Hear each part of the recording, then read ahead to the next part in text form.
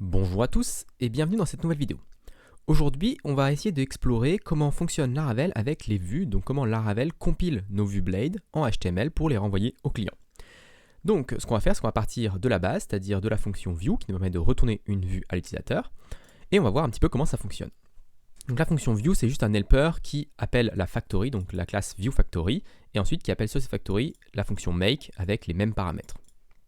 Donc cette viewFactory, si on y va, ça va être une interface, donc avec des fonctions exist, file, make qu'on a vu, share, composer, creator, donc il y a quand même pas mal de petites fonctions. Mais là c'est l'interface, on ne s'intéresse pas trop, on va voir un petit peu l'implémentation. Alors, ils vont pas nous trouver la... Est-ce qu'il va nous trouver l'implémentation automatiquement ou pas? Si je vais ici, tac, dans ce fichier-là... Non, c'est dans la fonction view. Alors, comment on va faire pour le trouver? On va faire une petite recherche, implements factory. Et je suis même pas sûr qu'on le trouve, parce qu'il y a beaucoup de factory, file, Redis, response, mailfake, validation, view. Voilà. Hop, ici on peut le trouver.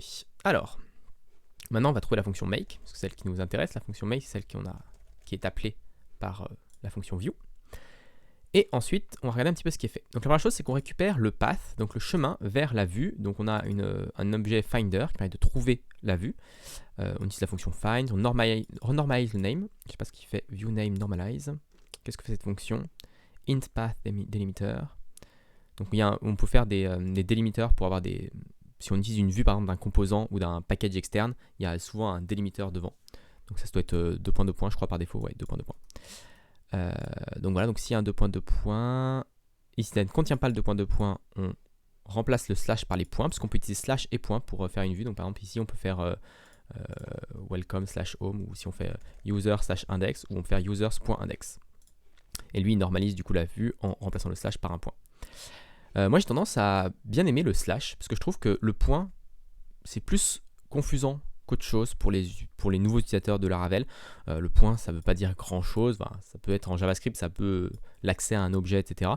Mais le slash, au moins, on sait que c'est dans le dossier users, il y a la vue index. Et on pourrait mettre le blade.php qui termine ici. Et au moins, ici, c'est très clair. Même quelqu'un qui est débutant, qui n'a jamais fait de Laravel, qui fait que du PHP, il voit là-dessus. Et il sait qu'il y a un fichier index.blade.php qui est dans le dossier users. Alors, quand on a juste users.index, je trouve que c'est plus pertinent qu'autre chose. Alors je ne mets pas le point blade.php dans mes applications, mais dans certaines applications j'utilise le slash.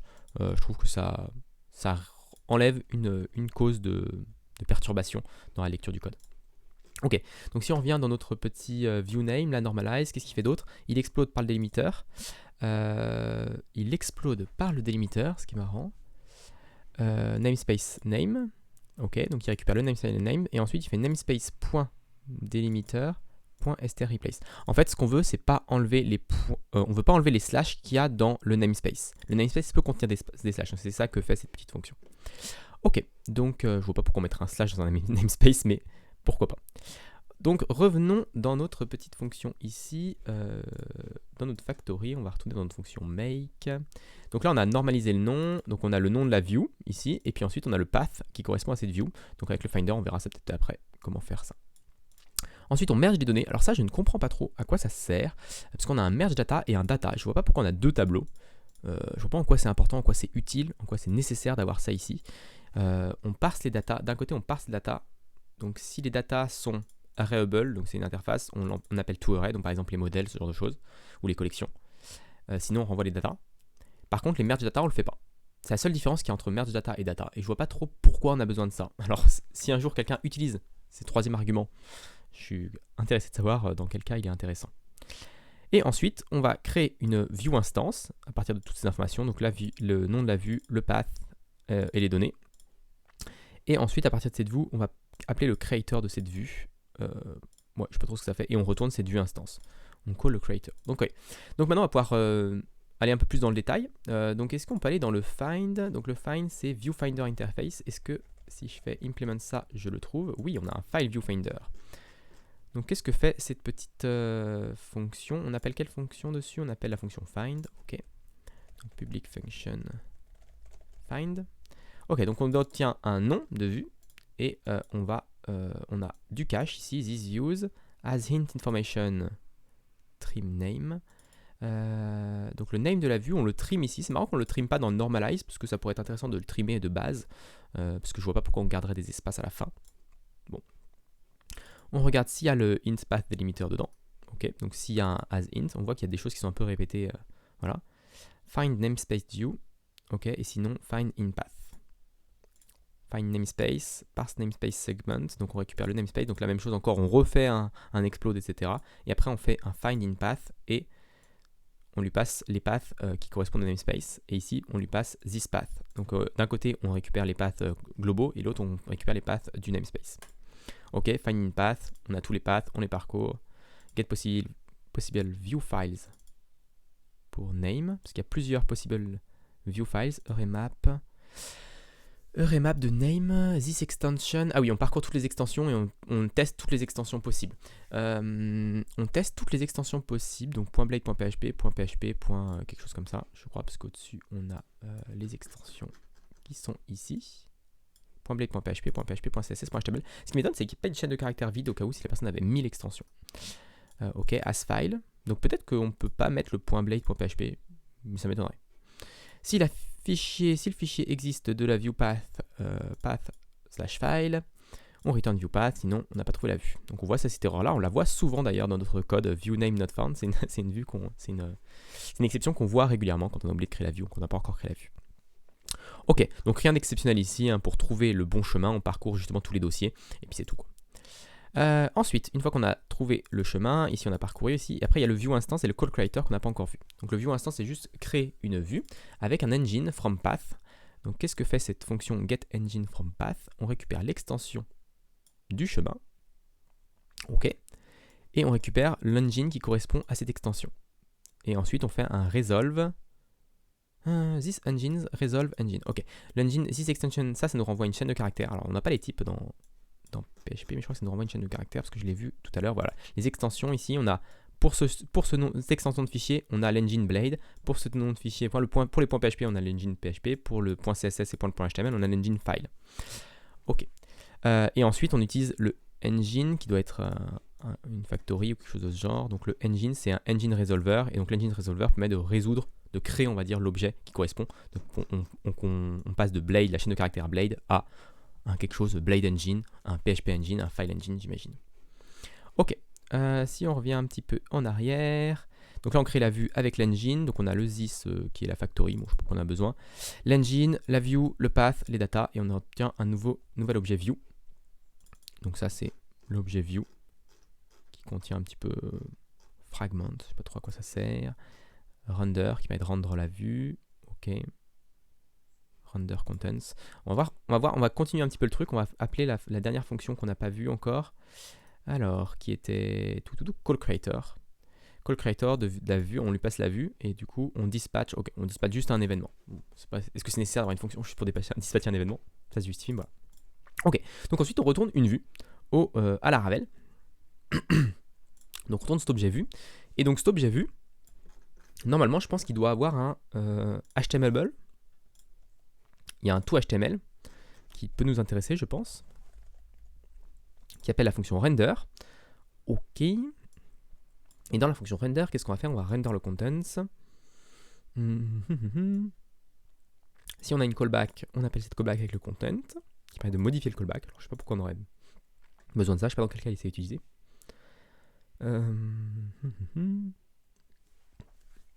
Ensuite, on a une factory, flush state if done rendering. Bon, ça, je sais pas trop si ça. Will flush the section if you done rendering all views so that there is nothing left hanging. If you get rendered in the future. Ok, bon, un petit nettoyage. Si c'est pas nul la response, on retourne la response. Sinon, on retourne le contents. Ah, ok, donc le callback permet de transformer le content, qui doit être une chaîne de caractères, en une réponse HTML, je dirais. C'est bizarre parce qu'en fait on peut retourner n'importe quoi. Enfin, en gros ça permet de retourner quelque chose à la place de la chaîne de caractères. Peut-être la wrapper dans quelque chose ou ce genre de choses. Ok. Et donc ce qui nous intéresse, nous c'est plutôt le render content. This factory increment render, call composer. Alors call composer ça permet de tout ce qui est view composer. Je sais pas si on va aller rentrer dans le détail plus là. This get contents, decrement render. Ok, ça permet de savoir dans quel stack on est si on rend une vue dans une vue dans une vue. Ok. Et donc le get contents, on appelle this engine get, this path, this gather data. Ok, donc ça nous permet gather data, ça va faire quoi? Gather data, factory get shared, parce que get shared ça doit être toutes les données qui sont partagées par exemple les view composers, les données actuelles qui sont déjà en heure emerge des data et des merge data. Ensuite on parcourt toutes les données, si une des data est renderable, on la render. Ok, étonnant. S'il y a un renderable dans une data, elle sera automatiquement render avant d'appeler la vue. Ok. Ok, avant d'appeler l'engine. Et ensuite, du coup, on appelle l'engine. Donc l'engine, qu'est-ce que ça correspond? Alors, est-ce qu'on peut le trouver, l'engine? Si on va dans Eliminate View, Compilers, Concern, Blade Compiler, ça peut nous intéresser. On a un engine ici, on a un file engine. Alors, qu'est-ce que fait le file engine? Par exemple, c'est le truc pour le CSS, etc. Return this file get. Pour le CSS et pour le JS, tout ça. Enfin, pour les... C'était quoi? C'était CSS et je sais plus lequel qui était. Si on regarde les composants, le file, il est utilisé pour quoi? Pour CSS et HTML. Ok, donc pour CSS et HTML, c'est juste this file get. Donc c'est très simple. Ok, ensuite on a le PHP, je crois, engine, voilà, qui est juste à côté. Donc même chose, on a un get, this evaluate path. Donc là c'est un peu plus compliqué. Alors je ne sais pas pourquoi ils ont des alias comme ça. Je ne vois pas trop l'intérêt d'avoir un alias directement, une fonction qui appelle juste une autre fonction. Autant garder que get. Je ne vois pas trop pourquoi ils sont mettés avec ça. Donc on utilise les fonctions obGetLevel. Donc obGetLevel, ça va être de savoir dans quel niveau de OB. Alors OB, je ne sais pas comment trop l'expliquer. En fait, OB start, quand on fait un OB start, on va prévenir tout ce qui va être affiché à l'écran va être enregistré, va pas être affiché à l'écran. En fait, on va rediriger tout ce qui va être affiché par l'écran. Donc dès qu'on fait un echo ou n'importe quoi, ça va être redirigé dans un autre pipe, un autre endroit, et on va pouvoir le récupérer avec le obGetClean qui va être de récupérer ça et de en plus le nettoyer, noter ce qui a été stocké et le récupérer une fois. Et obGetLevel, tu vas te savoir dans quel niveau, parce que tu peux faire un obstart dans un obstart dans un obstart, etc. Et puis faire des obGetClean. Du coup, obGetLevel, tu vas te savoir dans quel niveau tu es. C'est surtout pour le débugage, puisqu'on le voit par exemple, c'est utilisé ici que dans le catch. Ok, donc on fait un obstart et ensuite on fait un thisFiles getRequire. Et getRequire, je pense que c'est une fonction qui fait est-ce que c'est un fichier? Si c'est un fichier, on enregistre des variables magiques, underscore path et underscore data si vous avez besoin un jour. Quoique, est-ce qu'on y a accès? Oui, on y a accès, peut-être. Je ne sais pas si on y a accès dans la vue. Ensuite, on extracte les datas. Donc, extraire les données, ça va nous permettre d'avoir toutes les keys qui sont dans ce tableau vont être accessibles. Et ensuite, on fait un require du path. Et on a juste des choses qui sont skip, extern skip. Je ne sais pas ce que ça veut dire. Extern skip, flags, extern override. Ok, c'est une fonction PHP, je ne sais pas ce que ça veut dire extern skip. Bon, pas très grave. Donc voilà, ensuite on require le path et on devrait être bon à ce niveau-là, je pense. Et on doit avoir accès du coup d'underscore data et underscore path, c'est quasiment sûr du coup dans notre vue. Et une fois que c'est require, bah, on n'a pas de souci à ce niveau-là. Ça, on ne devrait pas trop y trouver parce que normalement on a déjà checké que le path existait dans une des précédentes fonctions. Ok, donc PHP Engine, on fait getRequire, donc là ça va faire des échos, ça va faire des choses comme ça, parce que dans PHP on peut faire des échos, on peut faire des conditions, n'importe quoi. Et du coup ça va être stocké dans le flush OB, je sais pas comment ça s'appelle. Et ensuite on fait un obGetClean, on fait un ltrim, parce que on fait un ltrim et pas un rtrim, donc ça veut dire qu'on enlève les espaces que avant et pas après. Donc nos vues sont trimées, les premiers espaces de notre vue sont trimés, mais pas les derniers. Je sais pas pourquoi, c'est un choix, mais voilà. Ok, donc ça c'est pour PHP Engine. Et ensuite il faut trouver le Blade Engine. Alors le Blade Engine, je sais pas trop où il est, Compiler Engine... Ah, Compiler Engine, donc ça peut être le Blade Engine, je pense, ils l'ont peut-être appelé Compiler Engine, et il extends PHP Engine. Donc The Blade Compiler Instance, donc on a un compiler, ok, et il doit avoir une fonction get, c'est une fonction get qui est ici, donc ça c'est celle qui nous intéresse vraiment, c'est comment la compilation Blade se fait. Donc compiler not expire path, donc là on a une sorte de cache ici, hein, là-dessus. On demande si c'est expiré le path, donc ça nous permet de vérifier, je pense, savoir si le fichier a été modifié. Le fichier Blade a été modifié après le chemin, enfin après la modification du cache. Si ça n'a pas été fait, on le compile. Et du coup, ensuite, une fois qu'on l'a compilé, on sait que ça existe, je pense. On va évaluer le path avec le getCompilePath ici. Ok, donc on obtient des résultats, qui doit être une chaîne de caractères, je pense, avec les données. Sinon, on a une viewException. ViewException, on va un peu les traiter de manière un peu plus complexe. Donc, qu'est-ce qu'on fait pour les viewException? On check à la main certains messages, c'est pas très propre, mais bon, ça fonctionne. Si ce n'est pas défini, on throw une exception, on rethrow les exceptions si dans ces deux cas-là. Et sinon, on réessaye de compiler. Je vois pas trop la différence entre cette ligne-là. C'est exactement les deux mêmes lignes. La seule différence, c'est qu'on recompile. On recompile, on force la recompilation, donc on reforce on clear le cache. S'il y a une exception, on clear le cache. Et après, du coup, s'il y a une exception à ce moment-là, et bah ça va lever l'exception classique de toute manière, ça va lever l'exception. Donc il y a un peu une sorte de retry là qui est fait, j'ai l'impression. Sauf dans ces cas-là. Si ces cas-là, on sait qu'on ne retry pas. Par contre, dans tous les autres cas, si on a une exception, on retry. J'ai l'impression que c'est juste un retry, c'est étonnant. Je sais pas pourquoi ils le font. Ils font un retry sans cache. Peut-être qu'il y a des problèmes des fois de cache qui n'est pas vu comme expiré, mais qui est expiré. Ok. C'est un cas qui ne devrait pas arriver trop souvent parce que c'est seulement avec une exception. Donc, ok. Donc ensuite, compile en explorer path égale true. Ok. Donc là, cette fois-ci, on set que c'est bien fait, qu'on a déjà compilé le truc. Last compile, je ne sais pas à quoi ça correspond. Last compile, on avait mis le path au début. Et ensuite, on le array pop. Donc, on enlève le dernier compilé. Ok, ça permet de savoir, je pense, dans la fonction, ça nous va permettre d'avoir la liste de toutes les compilations qu'on est en train de faire.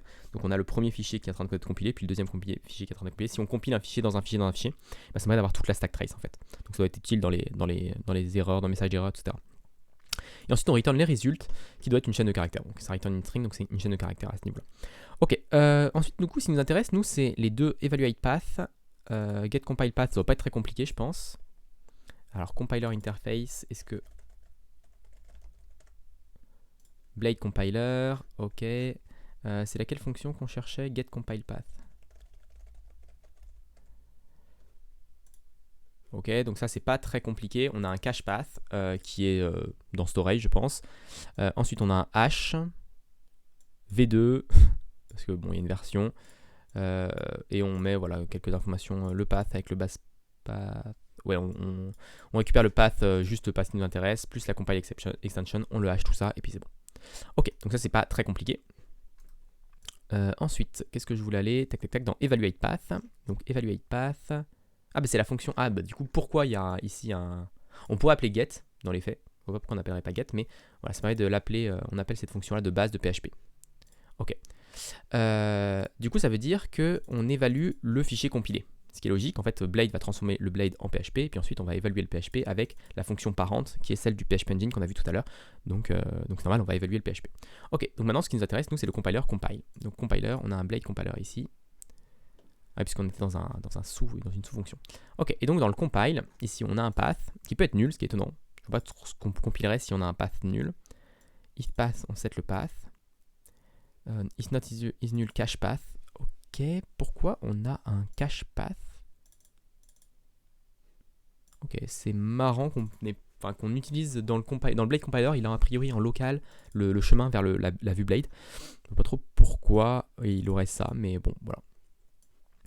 Ok, si not is null is cache path. En fait, si on n'a pas de cache path, je pense que set path, ça fait quoi? Ça set le path, ok. If not is null. Étrange, je vois pas où est-ce que c'est set ce truc. Parce que je le vois pas dans... c'est dans celui-là, ici. Je vois pas où ça c'est set. Bon, ça doit être set quelque part quand même. Si not is null, ok. Donc on a le content, on compile la string, on fait un this file get, donc ça c'est juste on récupère le fichier brut, le fichier blade. On compile en string, donc on compile c'est plutôt dire là c'est compile le path, et, enfin par rapport à un path, et là c'est compile par rapport à une string déjà de blade. Ok. On obtient le content. Si not empty this get path, donc si on a bien passé un path à ce moment-là, on append le file path au content, c'est marrant parce qu'on le met du coup à la fin du fichier compilé. Donc à la fin du fichier compilé, on met le fichier d'origine pour pouvoir le retrouver.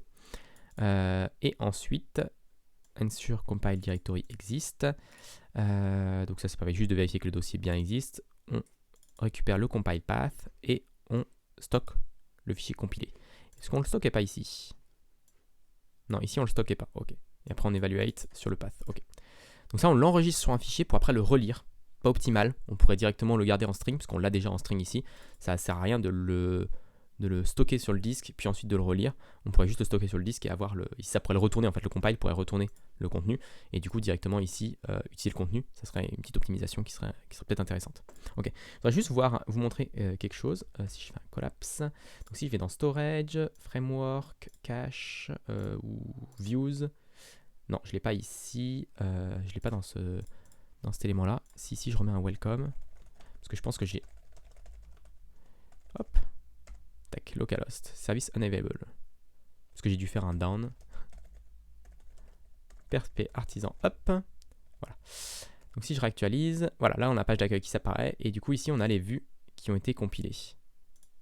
On a plusieurs d'ailleurs. On a le service enable, voilà, qui a été compilé par exemple. Et puis on voit par exemple ce qu'on a vu juste à la fin, là le endpath. Ici on voit le chemin de la vue. Hop, ici, si je fais word wrap, token word wrap, voilà. Donc ici on voit le chemin qui a été append à la fin de la vue compilée. Donc on voyait dans notre petite qu'on a vu dans le Blade compiler. Donc c'est cette partie là. On reconnaît ici le slash étoile étoile path, npath étoile étoile slash. Ok, avec le path. Ok, pourquoi on fait ça? C'est pourquoi on a des étoile étoile path, ça peut apparaître un peu bizarre, path et npath, ça permet de pouvoir regex ce truc là dans une erreur ou dans quelque chose comme ça, de pouvoir faire une regex pour récupérer le path de manière un peu plus automatique. Ok, donc là c'est bon, on a récupéré ça. Si je reviens un peu en arrière, où est-ce qu'on en était? On était ici, on était à compile string, qui est la version qui nous intéresse du coup. Donc là on enregistre le footer qui est un tableau vide et le résultat qui est une chaîne de caractères vide. Je ne sais pas pourquoi on fait de la déstructuration de tableau ici, c'est très étonnant. Pourquoi on ne ferait pas juste quelque chose comme ça et $result est égal à... Voilà, ça revient au même, je ne vois pas trop l'intérêt, mais bon, s'ils font comme ça c'est qu'il y a une raison. On store les uncompiled blocks d'abord. Donc la value, ça va être la chaîne de caractères, le blade. Donc qu'est-ce que ça veut dire ici? On a deux verbatim, add verbatim et add php, store verbatim block et store php block. Alors qu'est-ce que font ces fonctions? Elles preg replace callback, donc elles prennent tout ce qui est dans les add verbatim, add end verbatim, et elles les stockent dans une fonction, dans une variable, enfin dans un attribut store rowblocks avec le match. Okay. Et store php block doit faire la même chose dans store rowblock. Ah, non, c'était toujours. Tous les deux utilisent store rowblock. Sauf que là c'est match 1 et là c'est PHP. Là on le met dans du PHP. Ok, store rowblock, get row placeholder.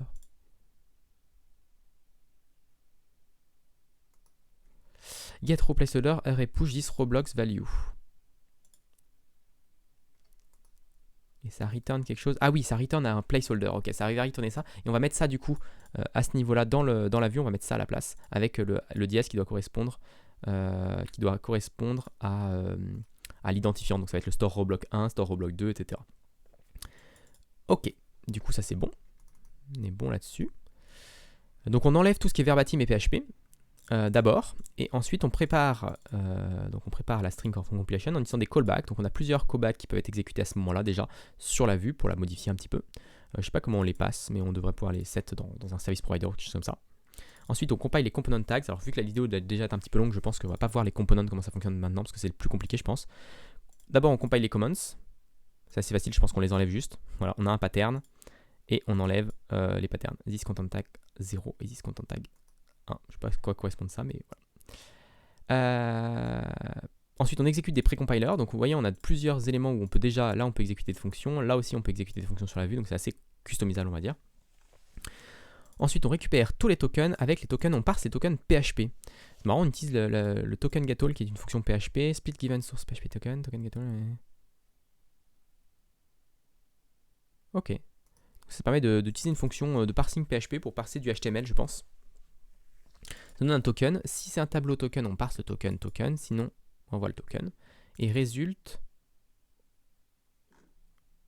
Ok, je pense que si c'est une chaîne de caractères, enfin, si c'est pas un tableau, ça veut dire que c'est un token brut, c'est du HTML, donc on va juste l'append au résultat.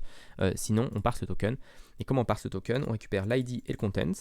Ok, l'ID, c'est si c'est du inline HTML.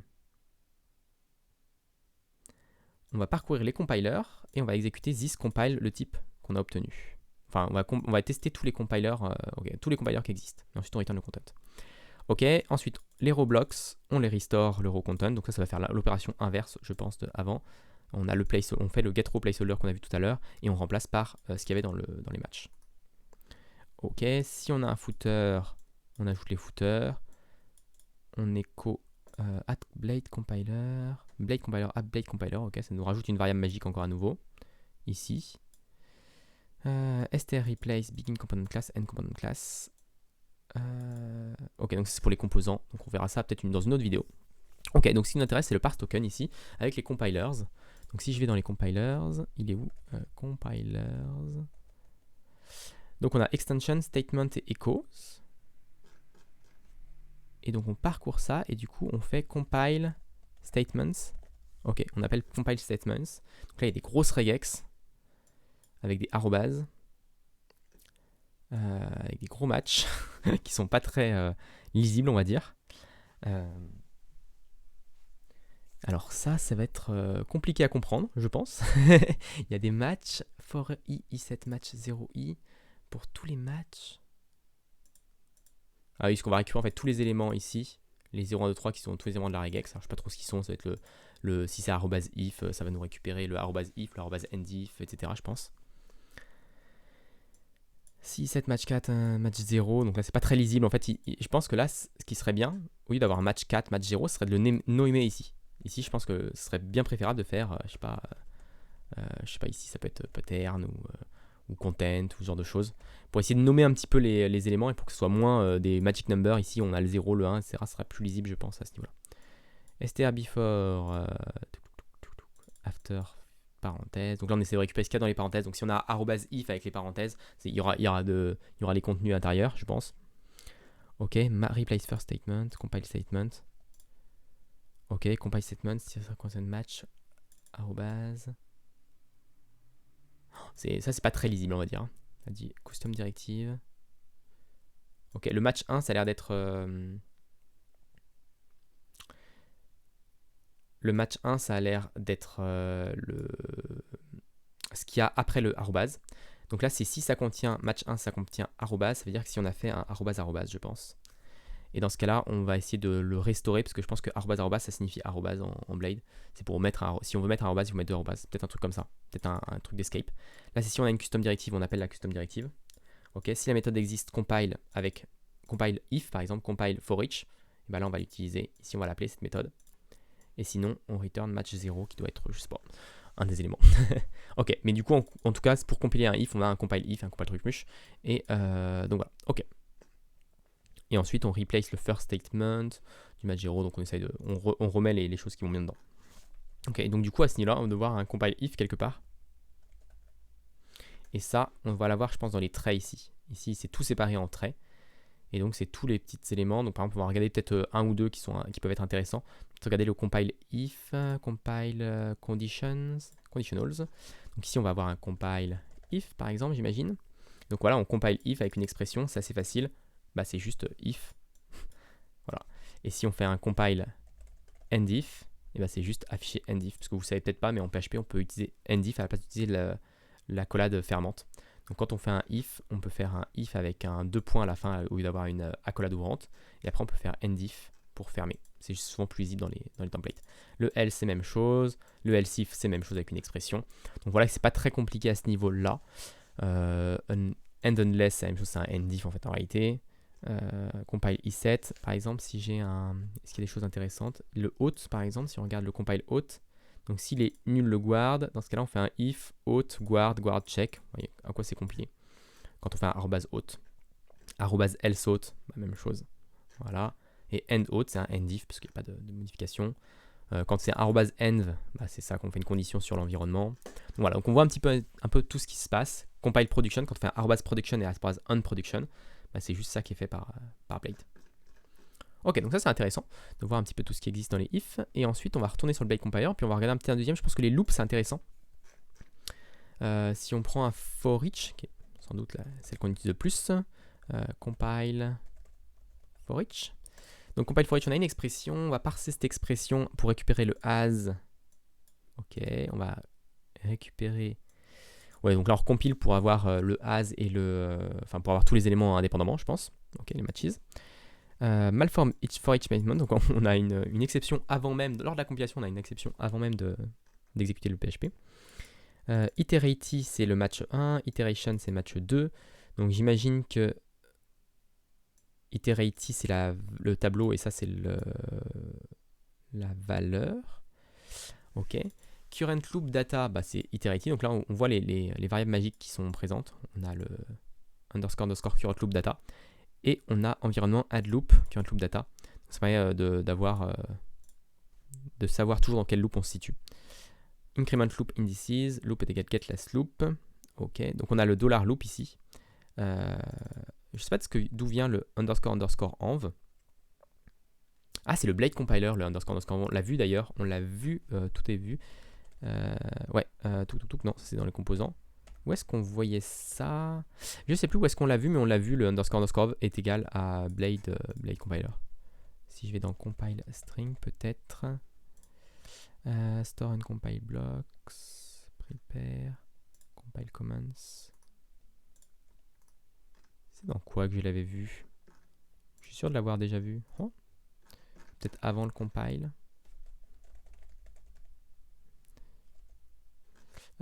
Compile string, append file path. Non, bah je sais plus où est-ce que je l'avais vu, mais je suis quasiment sûr d'avoir déjà vu ce underscore env qui est égal à app compiler. App compiler. Alors si on revient sur notre compile commands, non, pas compile commands, on revient sur nos compile loops. Donc là on a notre env, get last loop, donc ça c'est la variable loop magique, et du coup via le add loop, on connaît la variable loop, on a fait un add loop et get last loop, donc là ça nous renvoie la même loop qu'on a ajouté. Qu'on a sans doute créé dans AddLoop. Et du coup, la variable loop, elle sait sur quoi on est en train d'itérer. Ok, et ensuite, on fait un init loop. Donc, init loop, c'est ça. Iterate loop, c'est ça. Ok, donc ça, c'est fait à chaque fois début de loop. For each current loop data as iteration. Ok, donc ça, c'est pas très compliqué. Et ensuite, si je fais un end for each, et bien là, du coup, on a juste end for each, et ensuite, on pop la loop. Loop est égal get last loop, donc ça me permet de restaurer le $loop à la bonne variable. Donc voilà pour ça. Si ça vous intéresse, je vous conseille de regarder un petit peu les autres qui existent, hein, parce qu'il y en a plusieurs d'autres, les includes, qui peuvent être intéressants à regarder, etc. Bon, la vidéo doit être assez longue, donc je vais m'arrêter ici, je pense. On a déjà vu un petit peu vraiment comment ça fonctionnait, donc on voit un petit peu toutes les fonctions, et puis après c'est juste du preg-replace d'un élément vers un autre. Voilà, avec des subtilités, je pense, pour les loops, qui sont déjà, bon, c'est pas très compliqué, hein, et des pop loops, get last loop, c'est pas... On peut essayer de les retrouver, je pense, ces fonctions-là. Pop loop, si je vais dans View, Manage pop loop. Voilà, on a Manage loops ici, qui est, je ne sais pas, utilisé quelque part. Hop, Manage loops, c'est utilisé dans quoi? Hop. Un peu rapidement, c'est dans la factory, donc c'est la factory qu'on a vu ça. Et le trait Manage loop, du coup, ce qu'il fait, c'est qu'on a un add loop qui permet d'avoir une loop stack où on rajoute l'itération, l'index, le remaining, le count, le first, le last. Odd, even, depth, parent.